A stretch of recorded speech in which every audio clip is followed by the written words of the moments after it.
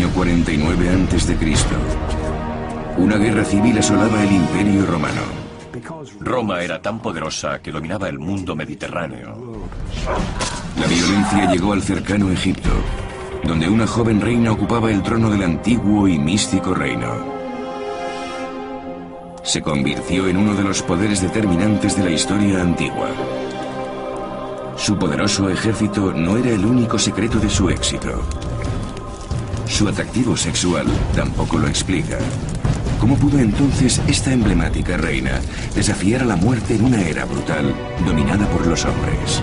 Investigamos la vida secreta del último faraón de Egipto y abrimos el expediente misterio de Cleopatra.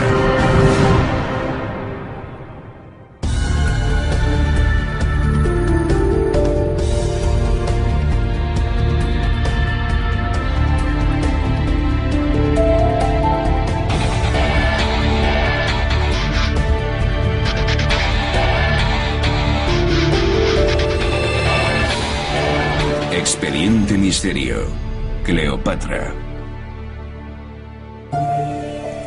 Durante 2000 años, la leyenda de la reina Cleopatra ha inspirado incontables pinturas, representaciones y películas. Pero ahora, los eruditos están buscando a la verdadera reina y estudiando cómo consiguió cautivar primero a Julio César y luego a Marco Antonio, dos de los líderes más influyentes de Roma. Cleopatra nació en el año 69 a.C. y era la hija mayor de un faraón perteneciente a una larga línea sucesoria. Hubo otras 6 reinas llamadas Cleopatra antes de ella, de la dinastía de los Ptolomeos, que tomó el nombre de su fundador, Ptolomeo I. El escritor Meitrau ha estudiado ese periodo. Ptolomeo era griego y se instaló en Egipto después de la muerte de Alejandro. Alejandro Magno era el general macedonio que conquistó Egipto en el año 332 a.C. Cuando murió, uno de sus mejores generales, Ptolomeo, asumió el gobierno del país. Y entonces empezó la dinastía ptolemaica, que duró 300 años. Cuando Cleopatra tenía 18 años, murió su padre. Subió al trono y se convirtió en la reina Cleopatra VII, gobernando junto a su hermano Ptolomeo XIII, de 10 años de edad. El matrimonio entre hermanos era habitual. El doctor Christopher Snyder ha estudiado las dinastías del antiguo Egipto y de Roma. Cleopatra era la consorte de su hermano Ptolomeo, siguiendo la tradición, una costumbre egipcia para mantener la sangre divina dentro de la familia real. La doctora Debbie Chalice explica la precariedad de la vida de la realeza tolemaica. Los Ptolomeos tuvieron luchas internas durante los últimos 50 años de la dinastía, sin hablar de tiempos anteriores. En la corte había riesgo constante de traición y asesinato. El padre de Cleopatra fue uno de los pocos gobernantes que no fue asesinado, pero la joven reina se enfrentaría a un peligro inminente externo. De uno de los superpoderes más expansionistas de la historia, cuyos territorios iban desde el mar Mediterráneo al mar del Norte, Roma. Hace 2000 años dominaban los países mediterráneos y por supuesto los romanos, que eran increíblemente tenaces, agresivos y aventureros, llevaron su civilización hacia Occidente y Oriente, todo lo que les fue posible, lo que incluía a Egipto. En la época en que Cleopatra ascendió al trono, el imperio se extendía desde el Atlántico Norte al Mediterráneo Oriental, y el centro era Roma. En esta gran ciudad imparte historia la profesora Valerie Higgins.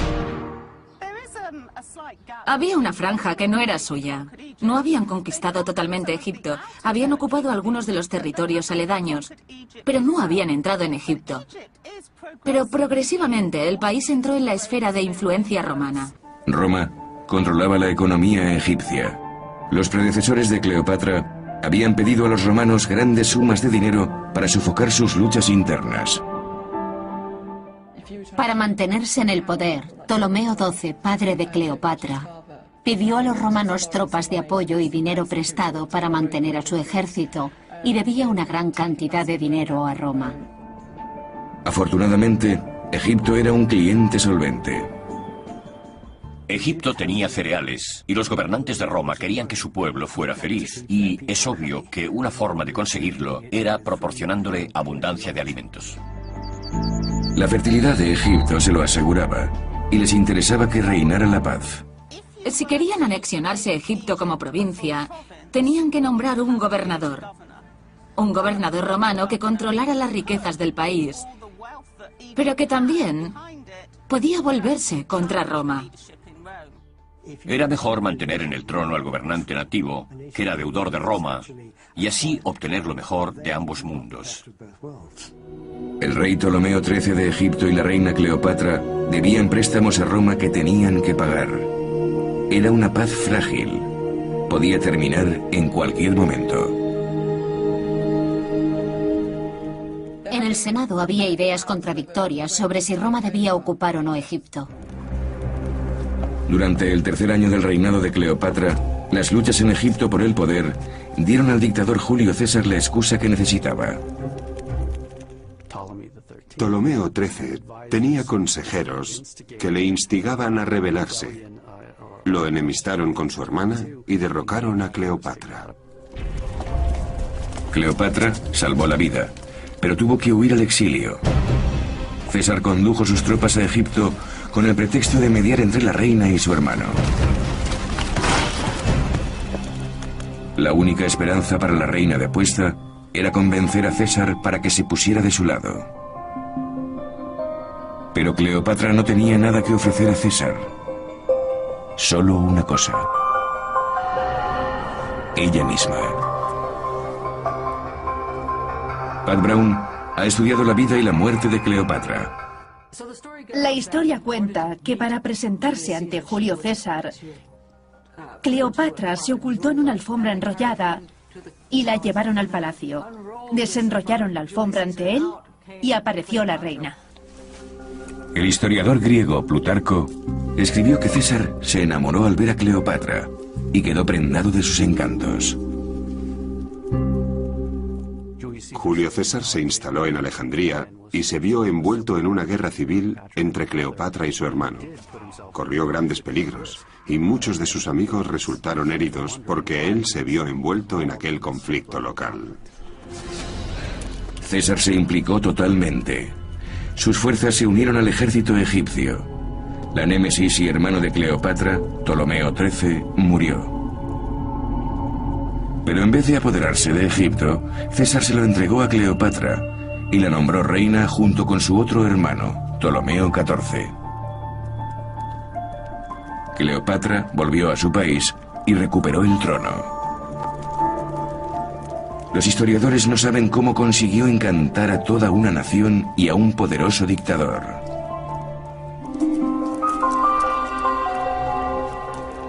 Pero aunque fuera la mujer más bella que haya existido, la promesa de sexo con ella fue suficiente motivo para que un inteligente y calculador gobernante como César cambiara su comportamiento.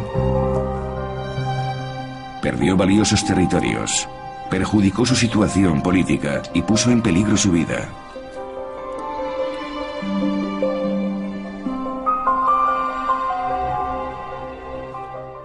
Es fascinante y muy difícil de explicar.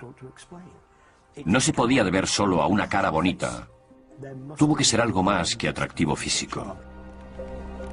Los entendidos se están centrando más allá de su apariencia física e investigan otros atractivos de Cleopatra. Creo que una de las cosas que se han olvidado es el intelecto de Cleopatra.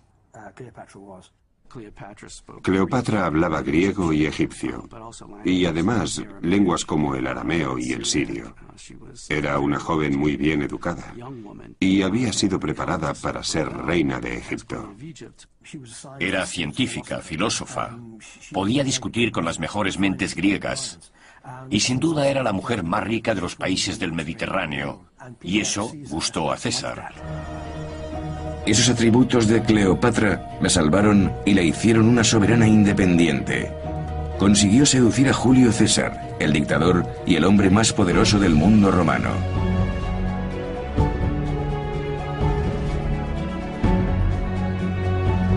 Pero el éxito conseguido terminaría con la caída de César. La República Romana era totalmente contraria a la monarquía y sospechaban que César pretendía gobernar como rey. Los romanos decidieron que debían derrocar al tirano. Y el 15 de marzo del año 44 a.C., César fue asesinado.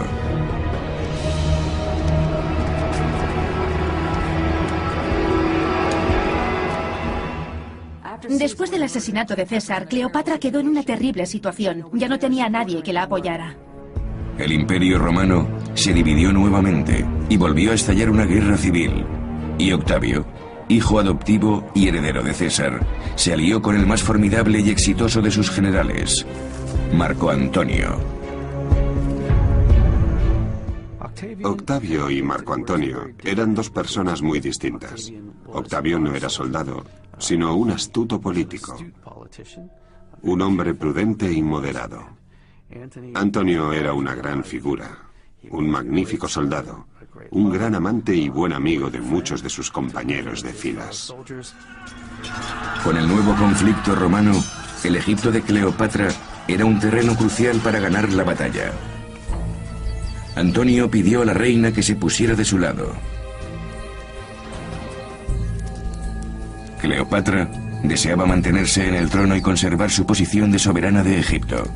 Y nuevamente no tenía nada que ofrecer a Antonio para que la apoyara. Nada más que su persona. Por segunda vez, Cleopatra sedujo a una de las personas más poderosas del mundo. Se presentó ante Marco Antonio e hizo todo lo posible por deslumbrarle. Tenía mucho que perder si no lo hacía así. En uno de los suntuosos banquetes que Cleopatra celebraba en su barcaza, se quitó un pendiente de las mayores perlas jamás vistas y las disolvió en un vaso de vino en un evidente alarde de riqueza. Eso es algo que asombraba a los romanos. La opulencia.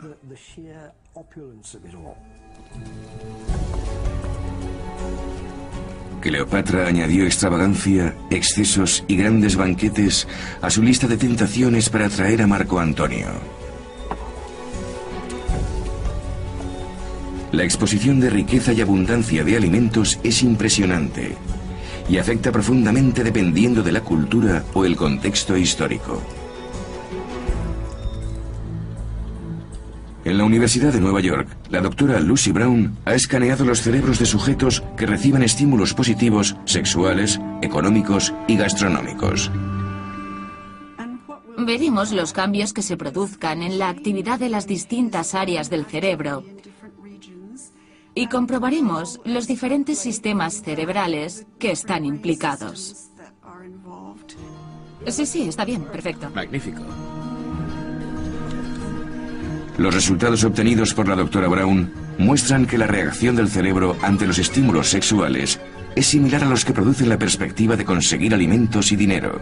Estos alicientes producen unos profundos efectos neurológicos que van más allá de la cultura y el tiempo, y debían funcionar de la misma forma hace 2000 años. Lo que hizo Cleopatra fue mantener activo el sistema de recompensas, proporcionando todo ese maravilloso contexto a César y a Marco Antonio. La técnica de Cleopatra era mantenerlos en una situación de continuo placer. Todo estaba cuidadosamente planeado. Utilizaba su dinero y su sensualidad. Todo estaba pensado. Los vestidos y el perfume que usaba, todo muy bien calculado. Los historiadores han identificado un aspecto extraño en la forma en que Cleopatra sedujo a César y Marco Antonio, que tal vez sea la clave de su leyenda de mujer cautivadora y mágica.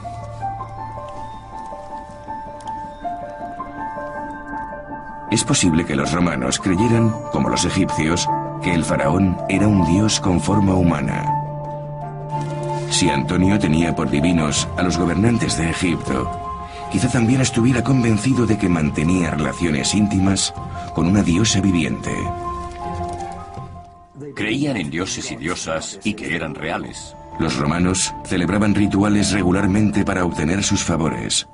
La sociedad egipcia tenía unos dioses tremendamente poderosos que habían estado ahí desde siempre.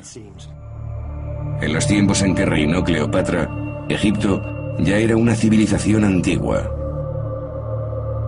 Aunque no lo parezca, el siglo XXI está más cerca de la época romana, que los romanos estaban de la era de la construcción de las pirámides. Para los romanos era un enigma cómo erigieron esos edificios de miles de millones de toneladas.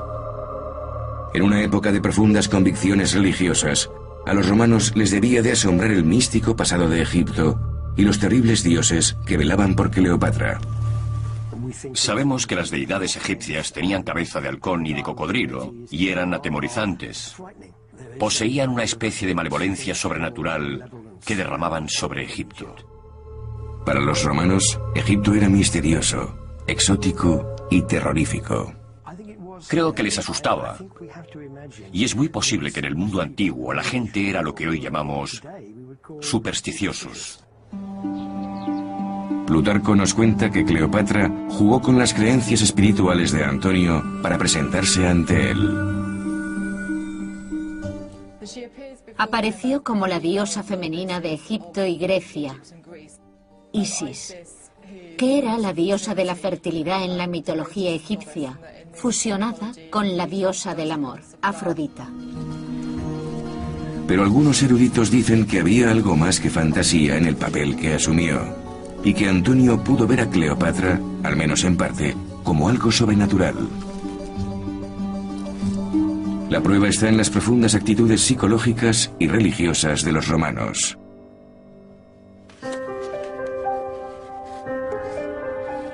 El estudio de la obra de Horacio, el gran poeta romano, que vivió en la misma época y relató los eventos sucedidos, nos da una idea de cómo pensaban los romanos hace 2000 años.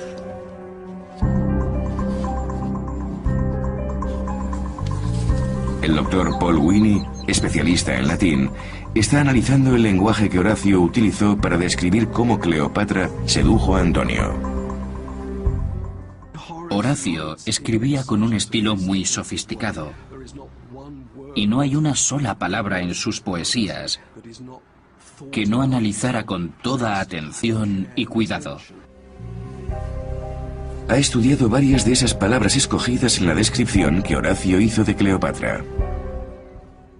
Nos la describe en el centro del poema como fatale monstrum, pero traducir eso es difícil, ya que por separado ambas palabras tienen connotaciones religiosas. Fatale significa funesto, letal y también fatídico. Monstrum es algo admirable y distinto, y al mismo tiempo, un monstruo es algo que se sale de lo ordinario. Horacio describe a Cleopatra como un monstrum, de donde deriva la moderna palabra monstruo, que significa que la consideraban fuera de lo común, exótica y extraña. A nosotros nos resulta difícil pensar que Marco Antonio creyera que estaba acostándose con una persona divina, porque ahora razonamos de otra forma. Nuestro moderno y cínico mundo es muy dado a pensar que las personas de la talla de César y Marco Antonio estarían por encima de eso, que eran duros, cínicos, muy inteligentes y no se doblegarían fácilmente ante esas cosas. No creo que eso sea cierto. No sabemos cómo era el mundo antiguo. Supongo que no conocían nada más. Las investigaciones indican que posiblemente César y Antonio creían que Cleopatra era realmente una diosa, y eso la hacía irresistible y respaldaba su plan maestro. Era una combinación de factores. Su presencia física, su belleza, que pudo ser acentuada por el maquillaje, los vestidos y el peinado. Se trataba de una mujer que hablaba varias lenguas. Era una persona amena. Y todo ello acentuaba su sensualidad, su poder. Era faraona del Alto y Bajo Egipto. Y todo eso añadido a su encanto podía hacerla parecer como una mujer diosa. Creo que a personas como César y Marco Antonio pudo parecerles enormemente poderosa. Cuando hubo seducido totalmente a Antonio, la pareja formó una asociación. Antonio obtuvo la riqueza de Egipto y Cleopatra conservó la vida, el trono, y Egipto siguió siendo una nación independiente. Los ejércitos de Antonio y Cleopatra, pagados y bien alimentados con el dinero y la abundancia de Egipto, contuvieron a su enemigo, Octavio. ¿Pero a qué precio? El conservador Octavio utilizó la ostentosa y tentadora vida de Cleopatra contra Marco Antonio. Lo desprestigió ante el pueblo romano, diciendo que el firme soldado había sido seducido por las malas artes de la cautivadora del Este. Finalmente, sus hombres se volvieron contra él, y ni siquiera con la abundancia de Egipto pudo Antonio mantener su poder militar en Roma.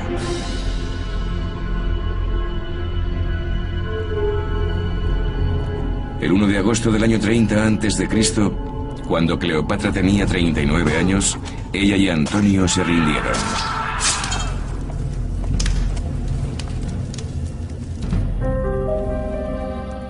Antes de que Octavio los capturara y los llevara a Roma encadenados, Antonio y Cleopatra se suicidaron.